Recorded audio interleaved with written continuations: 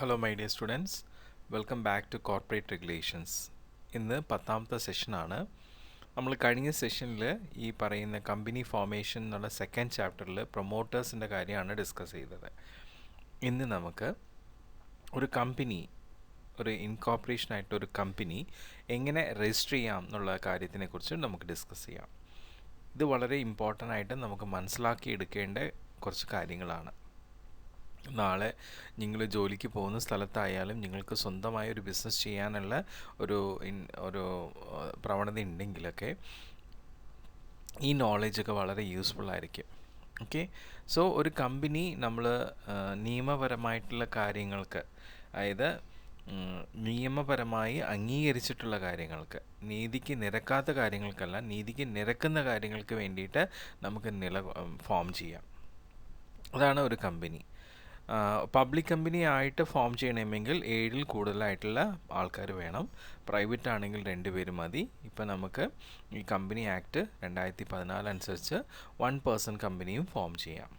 Okay, so ഈ form ചെയ്യുന്ന company limited by ഷെയർസോ ലിമിറ്റഡ് ബൈ ഗ്യാരണ്ടിയോ അല്ലെങ്കിൽ അൺലിമിറ്റഡ് കമ്പനി ആയിട്ടോ ഫോം ചെയ്യാം.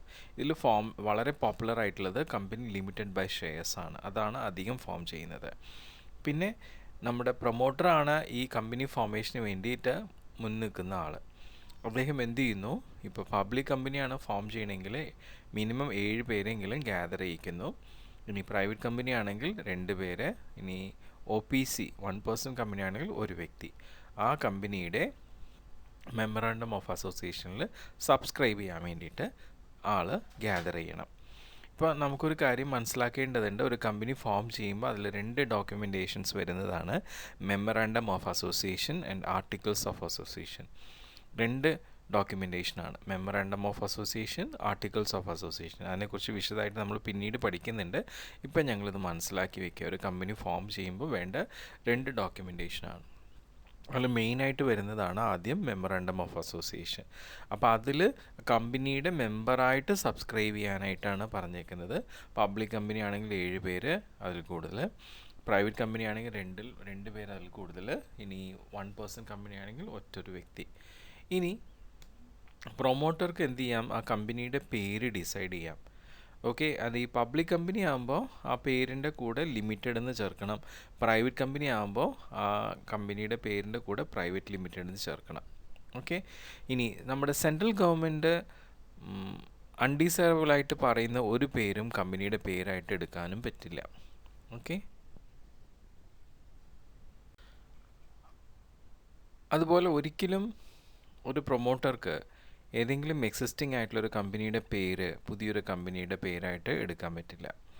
ഓക്കെ, സോ ഏത് പേരായാലും നമ്മൾ കമ്പനിക്ക് പ്രൊമോട്ടർ എടുക്കുന്ന പേരെന്ന് പറയുന്നത് നമ്മുടെ emblem and names act 1950 prohibit ചെയ്തിട്ടുള്ള നെയിമായിട്ട് വരരുത്. അതിൽ പ്രോഹിബിറ്റ് ചെയ്യാത്ത നെയിംസ് ആയിരിക്കും വരേണ്ടത്. പിന്നെ ഈ പറയുന്ന നെയിം ഡിസൈഡ് ചെയ്യുമ്പോൾ ഡിപ്പാർട്ട്മെൻറ്റ് ഓഫ് കമ്പനി അഫയേഴ്സ് പറയുന്ന ഗൈഡ് ലൈൻസ് അനുസരിച്ചിട്ട് വേണം നെയിം ഡിസൈഡ് ചെയ്യാനായിട്ട്. ഓക്കെ, പിന്നെ നമ്മൾ ഏതെങ്കിലും ഒരു നെയിം കമ്പനിക്ക് വേണ്ടിയിട്ട് റിസർവ് ചെയ്യണമെങ്കിൽ അതിന് പ്രത്യേകമായിട്ടുള്ള ആപ്ലിക്കേഷൻ ഉണ്ട്. അതിന് അപ്രോപ്രിയേറ്റുള്ള ഫീസ് അടച്ച് നമ്മുടെ കമ്പനി റൂൾ 2014 അനുസരിച്ചുള്ള ഫീസ് അടച്ച് നമ്മളത് റിസർവ് ചെയ്ത് വയ്ക്കാം. ഇനി നമ്മുടെ 1 പേഴ്സൺ കമ്പനി ആകുമ്പോൾ അതിൻ്റെ മെമ്മറാണ്ടത്തിൽ ആ ഒരു പേഴ്സൺ കൂടാതെ വേറൊരു പേഴ്സൺ കൂടി അയാളുടെ എഴുതിയിട്ടുള്ള സമ്മതം, ആ കമ്പനിയായിട്ട് ഇൻകോർപ്പറേറ്റ് ചെയ്യാമെന്നുള്ള എഴുതിയിട്ടുള്ള സമ്മതം എടുക്കേണ്ടതുണ്ട്. കാരണം സപ്പോസ് ഇപ്പോൾ ആ ഒരു 1 പേഴ്സൺ മരിച്ചു പോവുകയാണെങ്കിൽ കമ്പനി ഏറ്റെടുക്കാനായിട്ട് വേറൊരാളൊരു നോമിനി എന്നുള്ള രീതിയിൽ വേറൊരാളുടെ എഴുതിയിട്ടുള്ളൊരു സമ്മതപത്രം കൂടി ആവശ്യമുണ്ട്. അത് ആ മെമ്മറാണ്ടം ഫോം ചെയ്യുന്ന സമയത്താണ് അത് വേണ്ടത്. ആ റിട്ടേൺ കൺസേൺ, മറ്റാൾ അയാൾക്ക് ഈ കമ്പനിയായിട്ട് സബ്സ്ക്രൈബർ അഥവാ മരണപ്പെട്ടാൽ ഈ കമ്പനി ഏറ്റെടുക്കാനുള്ള അയാളുടെ സമ്മതപത്രം രജിസ്ട്രാറുടെ മുമ്പാകെ എഴുതിയിട്ടാണ് കൊടുക്കേണ്ടത്. അത് ആ ഒരു 1 പേഴ്സൺ കമ്പനി ഇൻകോർപ്പറേറ്റ് ചെയ്യുന്ന സമയത്ത്. ഇനി അങ്ങനെ അതർ പേഴ്സൺ ഇതുപോലെ എഴുതി അയാൾ ഈ കമ്പനി ഏറ്റെടുക്കാം, ഈ സബ്സ്ക്രൈബർ മരിച്ചു കഴിഞ്ഞാൽ എന്നുള്ള ഒരു സമ്മതം അയാൾക്ക് എപ്പോൾ വേണമെങ്കിൽ വിഡ്രോ ചെയ്യാം. ഓക്കെ, അതിന് ഒരു പ്രിസ്ക്രൈബ് മാനർ ഉണ്ട്. അത് ആ മാനറിലാണ് അയാൾ വിഡ്രോ ചെയ്യേണ്ടത്, പ്രോപ്പറായിട്ടുള്ള നോട്ടീസൊക്കെ കൊടുത്തിട്ട്. ഓക്കെ. സോ അപ്പം അങ്ങനെ വരുമ്പോൾ അങ്ങനെ ആ അതർ പേഴ്സൺ വിഡ്രോ ചെയ്യുന്നു എന്നുള്ള നോട്ടീസ് കൊടുത്താൽ ഈ ഒ പി സിയിലെ റിയൽ മെമ്പർ എന്ത് ചെയ്യണം, അത് നമ്മൾ രജിസ്ട്രാറുടെ അടുത്ത് ഇൻറ്റിമേറ്റ് ചെയ്ത് അതനുസരിച്ച് മെമ്മറാണ്ടത്തിലുള്ള ആൾട്രേഷൻസ് രജിസ്ട്രാറുടെ മുമ്പാകെ ചെയ്യേണ്ടതുമാണ്. ഓക്കെ.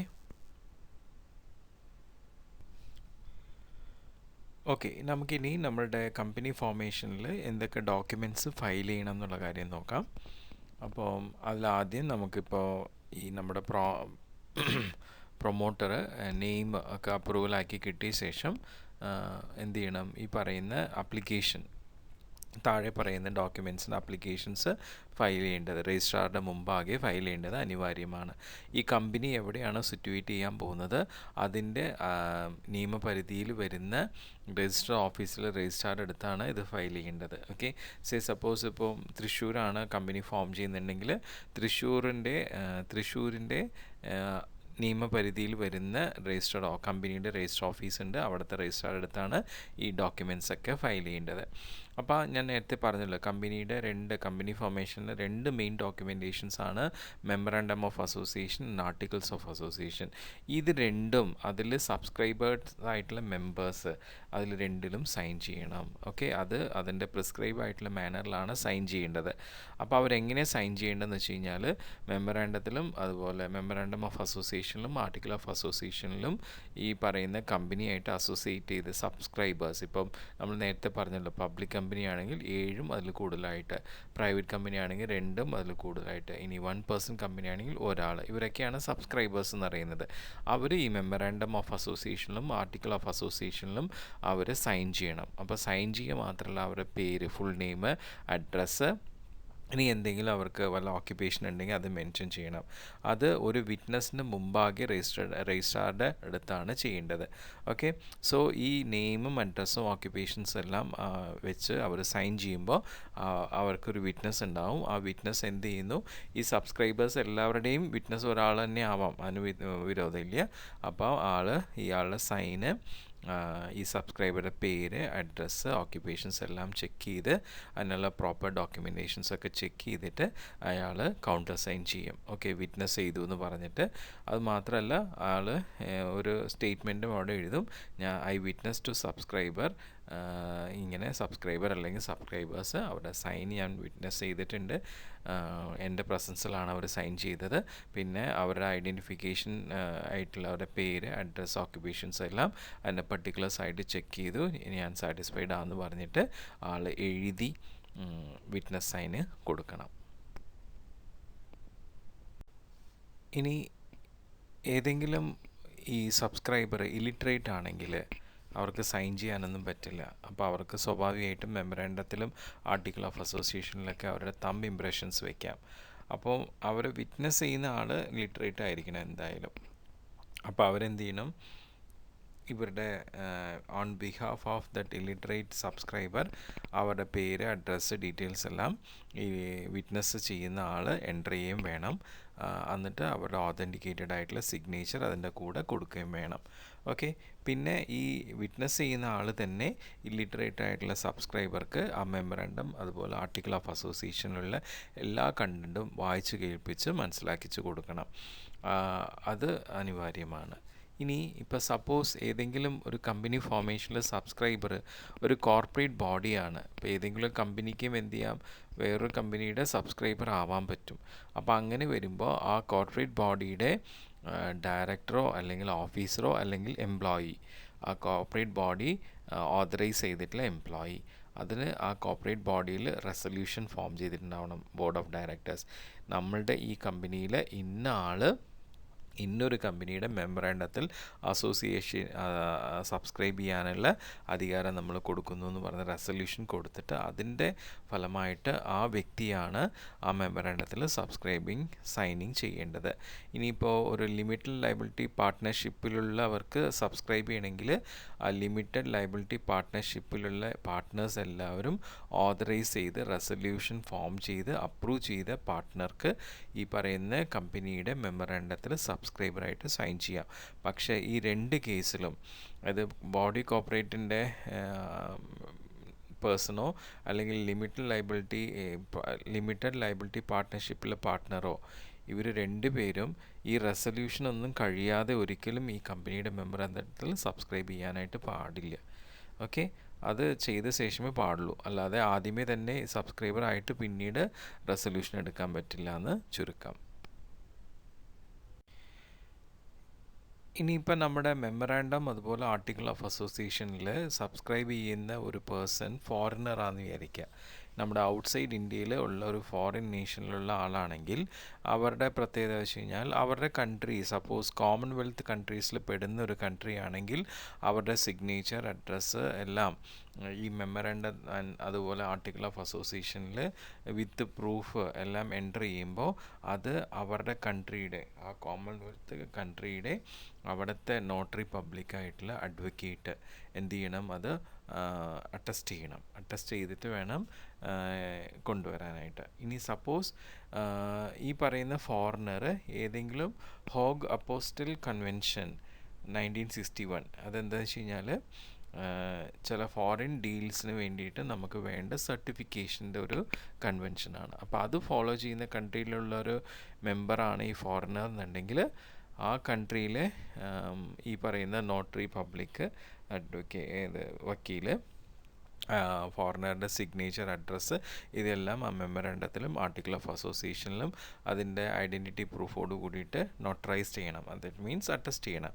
എന്നിട്ട് അത് പിന്നീട് അതേ ഈ ഹോഗ് അപ്പോസ്റ്റൽ കൺവെൻഷൻ 1961 ഫോളോ ചെയ്യുന്ന കൺട്രിയുടെ ഈ പറയുന്ന ഡിപ്ലോമാറ്റിക് ആൻഡ് കൗൺസിലർ ഓഫീസേഴ്സ് അത് ഓതൻറ്റിക്കേറ്റ് ചെയ്തിട്ട് അവരുടെ അപ്രൂവലോട് കൂടിയിട്ടാണ് പിന്നീട് ഫോർവേഡ് ചെയ്യേണ്ടത്. ഇനി കമ്പനി സ്റ്റാർട്ട് ചെയ്യുന്നത് ഇന്ത്യയിലാണെങ്കിൽ, ഓക്കെ, കമ്പനി സ്റ്റാർട്ട് ചെയ്യുന്നത് ഇന്ത്യയിലാണ്, അയാൾ ഇന്ത്യയിലേക്ക് വിസിറ്റ് ചെയ്ത് വന്നിട്ടാണ് ഇവിടെ ആ കമ്പനി ഫോം ചെയ്യണമെങ്കിൽ തീർച്ചയായിട്ടും ഒരു വാലിഡ് ആയിട്ടുള്ള ബിസിനസ് വിസ അയാൾക്ക് ഉണ്ടാവണം. ഇനി ഓൾറെഡി ഈ പറയുന്ന സബ്സ്ക്രൈബർ ഇന്ത്യൻ ഒറിജിനുള്ള ആളാണ്, പക്ഷെ അവർ ഇപ്പോൾ ഫോറിൻ കൺട്രിയിൽ സെറ്റിൽഡ് ആണെങ്കിൽ അവർക്ക് ഇങ്ങനെ ബിസിനസ് വിസയുടെ ആവശ്യമില്ല. അപ്പോൾ ഇതൊക്കെയാണ് നമ്മുടെ മെമ്മറാണ്ടം ആർട്ടിക്കിൾ ഓഫ് അസോസിയേഷനിൽ സബ്സ്ക്രൈബേഴ്സിൻ്റെ സൈനിങ്ങും ബാക്കിയുള്ള കാര്യങ്ങൾ. ഇനി അത് കൂടാതെ നെക്സ്റ്റ് ഫയൽ ചെയ്യേണ്ട ഒരു ഡോക്യുമെൻ്റ് എന്ന് വെച്ച് കഴിഞ്ഞാൽ ഒരു ഡിക്ലറേഷനാണ്. ഓക്കെ, ഏതെങ്കിലും അഡ്വക്കേറ്റിൻ്റെയോ അല്ലെങ്കിൽ ചാർട്ടേഡ് അക്കൗണ്ടൻറ്റിൻ്റെയോ, അതായത് ഇപ്പോൾ ബിസിനസ് ഡീലിങ്സ് ഒക്കെ കൈകാര്യം ചെയ്യുന്ന ഒരു അഡ്വക്കേറ്റിൻ്റെയോ ചാർട്ടേഡ് അക്കൗണ്ടൻറ്റിൻ്റെയോ അല്ലെങ്കിൽ കോസ്റ്റ് അക്കൗണ്ടൻറ്റിൻ്റെയോ അല്ലെങ്കിൽ ഒരു കമ്പനി സെക്രട്ടറി പ്രാക്ടീസ് ചെയ്യുന്ന വ്യക്തിയുടെ ഒരു ഡിക്ലറേഷൻ ഈ ഒരു കമ്പനി ഫോർമേഷനെ കുറിച്ചിട്ട് അതും എന്ത് ചെയ്യണം, ഇതിൻ്റെ കൂടെ ഫയൽ ചെയ്യണം. ഇനി നമ്മൾ രണ്ടാമത് പറഞ്ഞ ഡിക്ലറേഷൻ, ഈ അഡ്വക്കേറ്റ് അല്ലെങ്കിൽ ചാർട്ടേഡ് അക്കൗണ്ട് അല്ലെങ്കിൽ കോസ്റ്റ് അക്കൗണ്ടൻറ്റ് പ്രാക്ടീസ് ചെയ്യുന്നവരുടെ ഡിക്ലറേഷൻ പറഞ്ഞല്ലോ. അപ്പോൾ ആ ഡിക്ലറേഷനിൽ നമ്മളുടെ ഈ പറയുന്ന കമ്പനി അസോസിയേറ്റഡ് ആയിട്ട് വരുന്ന ഡയറക്ടറോ മാനേജറോ സെക്രട്ടറിയോ അവരും കൂടി എന്ത് ചെയ്യണം, ആ ഡിക്ലറേഷനിൽ ഒപ്പുവെക്കേണ്ടതുണ്ട്. അവർ ഈ പറയുന്ന കമ്പനി ഫോം ചെയ്യാനായിട്ട് അതിൻ്റെ നിയമപരമായിട്ടുള്ള എല്ലാ കാര്യങ്ങളും ഫോളോ ചെയ്തെന്നും അതുപോലെ എല്ലാ കാര്യങ്ങളും വളരെ കൃത്യമായിട്ട് തന്നെ ബോധ്യപ്പെടുത്തുന്നു എന്നും പറഞ്ഞിട്ട് ആ ഡിക്ലറേഷൻ കൊടുക്കണം. പിന്നെ അതുകൂടാതെ ഈ കമ്പനി റിലേറ്റഡ് ആയിട്ട് സബ്സ്ക്രൈബേഴ്സ് ആരൊക്കെ വന്നിട്ടുണ്ട് അവരെല്ലാം അവരുടേതായിട്ടുള്ള രീതിയിൽ സത്യവാങ്മൂലം കൊടുക്കണം. ആ സത്യവാങ്മൂലത്തിൽ എന്താണെന്ന് വെച്ച് കഴിഞ്ഞാൽ അവർ ഈ കമ്പനിക്ക് വേണ്ടിയിട്ട് വളരെ നല്ല രീതിയിൽ നിലകൊള്ളുന്നവരാണെന്നും അവരിതിന് മുമ്പായിട്ട് യാതൊരു നിയമലംഘനത്തിന് വിധേയമല്ല ആയിട്ടില്ല, കഴിഞ്ഞൊരു 5 വർഷമായിട്ട് ഇതുപോലെ വേറെ ഒരു നിയമലംഘനത്തിനും വിധേയമായിട്ടില്ല എന്നും അവർ യാതൊരു രീതിയിലുള്ള ഫ്രോഡോ അല്ലെങ്കിൽ അങ്ങനെ വേറെ ഇല്ലീഗലായിട്ടുള്ള ഒരു കാര്യങ്ങളും അവർ ചെയ്തിട്ടില്ല എന്നുള്ള രീതിയിൽ, അതുമാത്രമല്ല ഈ കമ്പനി നല്ല ഉദ്ദേശത്തോടു കൂടിയിട്ടാണ് ഫോം ചെയ്തിട്ടുള്ളത്, ഈ കമ്പനിയെക്കുറിച്ചുള്ള എല്ലാ ഇൻഫർമേഷൻസും വളരെ കറക്റ്റായിട്ടുള്ളതും സത്യമായിട്ടുള്ളതും അവരുടെ അറിവിലേക്ക് അവരുടെ വിശ്വാസത്തിലേക്കും ബെസ്റ്റായിട്ടുള്ളതുമാണെന്നുള്ള രീതിയിലുള്ള സത്യവാങ്മൂലം എല്ലാ സബ്സ്ക്രൈബേഴ്സും അവരുടെ കൈയെഴുത്ത് പ്രതിയായിട്ട് എഴുതി അതും അറ്റാച്ച് ചെയ്യണം. പിന്നെ നമ്മൾ രജിസ്റ്റർ ഓഫീസിൻ്റെ ഫുൾ അഡ്രസ്സ് അതിൻ്റെ പ്രൂഫ് അത് അറ്റാച്ച് ചെയ്യണം. പിന്നെ അതുപോലെ തന്നെ ഓരോ സബ്സ്ക്രൈബേഴ്സിൻ്റെയും അവരുടെ പേര്, surname, family name, residential address, nationality ഇതെല്ലാം തെളിയിക്കുന്നതായിട്ടുള്ള പ്രൂഫ് അതിൻ്റെ ഐഡൻറ്റിറ്റി പ്രൂഫ് അത് പ്രിസ്ക്രൈബ് ആയിട്ടുള്ള ഫോമിൽ വേണം. ഇനിയിപ്പോൾ സബ്സ്ക്രൈബർ ബോഡി കോർപ്പറേറ്റ് ആണെങ്കിൽ അവരുടെ ആ ബോഡി കോർപ്പറേറ്റിൻ്റെ പേര്, അഡ്രസ്സ് എല്ലാം തെളിയിക്കുന്ന ഐഡൻറ്റിറ്റി പ്രൂഫും അവിടെ അറ്റാച്ച് ചെയ്യേണ്ടതാണ്. പിന്നെ ഇപ്പോൾ പുതിയതായിട്ട് ഫോം ചെയ്യാൻ പോകുന്ന കമ്പനിയുടെ ഫസ്റ്റ് ഡയറക്ടർ എന്നുള്ള രീതിയിൽ മെൻഷൻ ചെയ്തിട്ടുള്ള വ്യക്തി, ആ വ്യക്തിയുടെ പ്രത്യേകിച്ചും അയാളുടെ പേര്, surname, family name, identification number, residential address, nationality ഒക്കെ തെളിയിക്കുന്ന ഐഡൻറ്റിറ്റി പ്രൂഫ് വേണം. പിന്നെ ഈ കമ്പനിയുടെ മെമ്മറാണ്ടത്തിൽ അസോസിയേറ്റ് ചെയ്തിട്ടുള്ള മറ്റുള്ള ബോഡി കോർപ്പറേറ്റിൻ്റെ ഡയറക്ടേഴ്സ് ഉണ്ടെങ്കിൽ അവരുടെ ഇതുപോലത്തെ ഡീറ്റെയിൽസ് പ്രിസ്ക്രൈബ് മാനേഴ്സിൽ അറ്റാച്ച് ചെയ്യേണ്ടതാണ്. അപ്പോൾ ഇത്രയും കാര്യങ്ങളാണ് നമ്മളുടെ ഫയലിംഗ് ഡോക്യുമെൻറ്റേഷനിൽ വേണ്ടി വരുന്നത്.